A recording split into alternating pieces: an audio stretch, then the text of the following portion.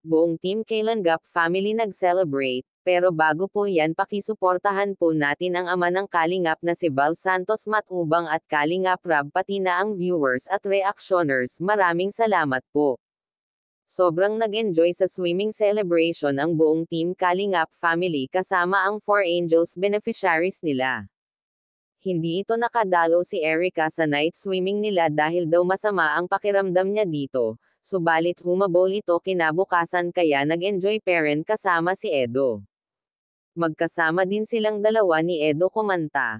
Habang naliligo sila Erica, ay may naisip pala ito si Erica na hilain si Edo sa swimming pool kaya inutusan ni Erica si Joy na hilain ito habang ang CP ni Edo ay hiniram ni Erica para kunwari mag-selfie sila para hindi ito mabasa.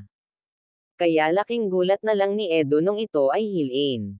Kaya umahan ito si Edo at hinubad ang damit para pigain ito. Yun pala wala ito baon na damit para pagbihisan, sumayaw pa ito si Dara, Joy at Erica sobrang galing nilang tatlo, lalong-lalo na si Dara ay tahimik lamang ito pero sobrang talented pala sa pagsayaw.